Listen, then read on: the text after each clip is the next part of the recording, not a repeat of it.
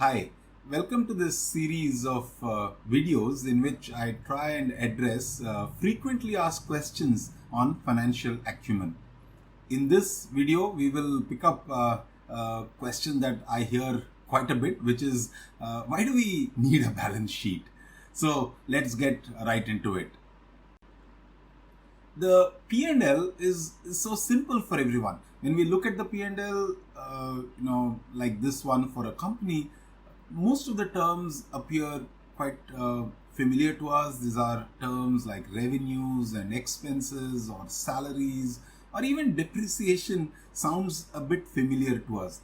But then we look at the balance sheet and it looks so complex, and it's not just one page. Usually the balance sheet can run across 2 pages in the annual report of a company, and there are so many terms that are unfamiliar to us and we get scared of it and then start wondering, why do we need the balance sheet at all? So let's look at 3 situations in which the balance sheet becomes quite useful, and we start to understand how the balance sheet is an integrated part of the financial statements. Okay, so let's look at the first scenario where we focus on revenue and expenses, a simple situation. Let's just say we have the profit and loss, and that we're all familiar with, and a business has sales from operations of $1 million, and in order to deliver these sales, the expenses are 800,000. So the profit is 200,000. Right? That's pretty simple. That's what we normally understand as managers. Sales is $1 million, 80% as expenses, and profit of 200K. Let's now look at a situation where the sales have been booked in the P&L, but the customer has not paid for it. So we have raised the invoice on the customer, or it could be the distributor, but the payment has not been received. The P&L does not tell us that. The P&L does not tell us that the $1 million that we have recorded over here is not available with us, and therefore we could be misled into feeling that everything is done. The business is done and 200,000 of profit has been made, whereas actually there's no profit made yet because money hasn't come in, and in fact we've spent 800,000 in expenses and are waiting for our money. Where do we capture this information? And that's where the balance sheet comes in. The balance sheet is as on a date. Let's assume that at that point the balance sheet size is 10 million. Right? So the assets and liabilities are 10 million. How they've been arrived at, don't worry. We'll focus on what's happening over here. So we have this situation of sales that have been done, but money has not been received. So how do we capture that? So we go to an entry called the receivables, which means that money is to be received from the customer, and we add that $1 million to that account. So at that point, if the receivables at that point was 2 million, you add another $1 million to it. So there's a plus $1 million, right? So plus 1 million. Okay, but what else changes? Now we have spent money on the expenses. Remember, the 800,000 of expenses came from somewhere. Where did we spend it from?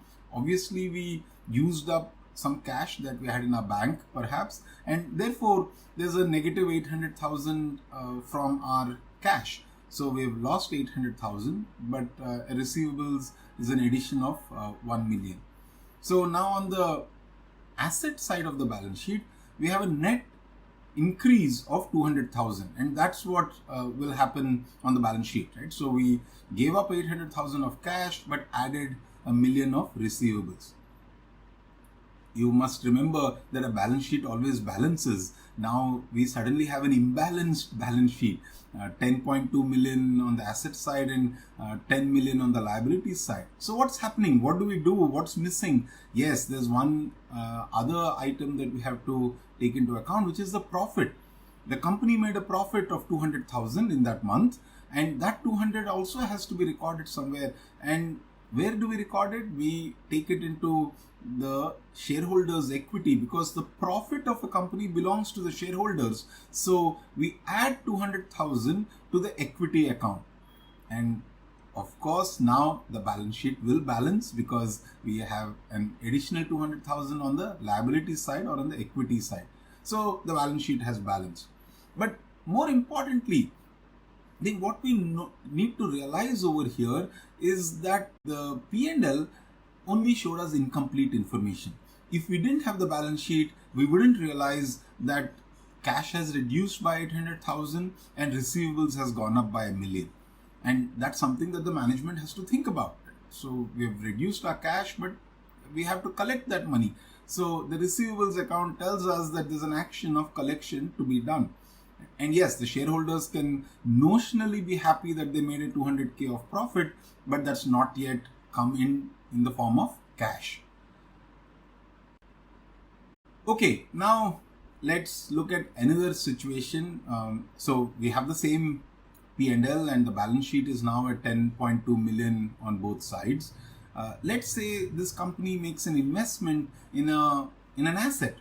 Let's say they buy a machine or something for the factory or some equipment, computer equipment, whatever, and the asset is going to be used for several years. Now we cannot take that as an expense because that asset, that machine has value or has life beyond just the current month or current year, and therefore it has to be captured in a different way. It cannot be taken as an expense. So what do?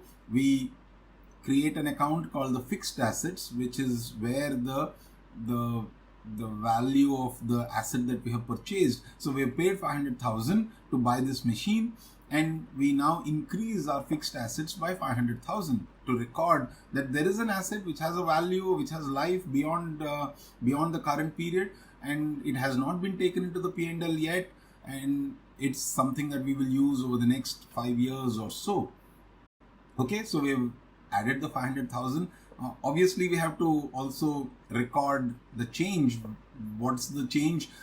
Because we have paid for the fixed assets, you paid the equipment seller. So your cash may reduce by 500,000 if you pay it out of your bank balance. And again, you can see that the asset side is balanced 500 plus and minus, and therefore the total assets and liabilities remains the same. So the balance sheet kind of takes into account. Now this action of the company buying an equipment and adding it to its list of assets is not at all captured in the P&L immediately. Only the balance sheet captures this activity. So there are some activities which are only visible through the balance sheet, at least for some time. Only when the asset gets used and is depreciated, a part of that asset will go as a depreciation expense in the P&L, but the rest of it will remain on the balance sheet. Let's now look at our third situation. Let's say we didn't have money to pay, because remember we have money to collect from our customer, and therefore the 500,000 for the fixed asset couldn't come from the cash. So what might you do? Obviously you may borrow money to fund the investment, and therefore we also have another major item called debt, in which we can now raise money. Let's say we raise 500,000 and therefore the assets have gone up by 500k and debt by 500k.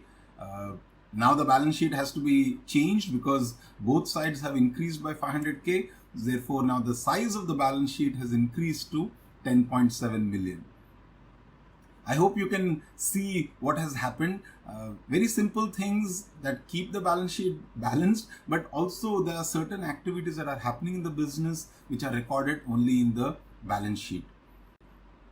The balance sheet is a method for us to keep track of the company's assets and liabilities, what the company owns and what the company owes. The P&L is incomplete representation of what is happening in the company, and the balance sheet is an important supplement to providing you a full and better picture of what's happening in the business. I hope you found this video useful. Please do share your feedback. Of course, if you want to learn more, do sign into our courses on Financial Acumen. See you soon.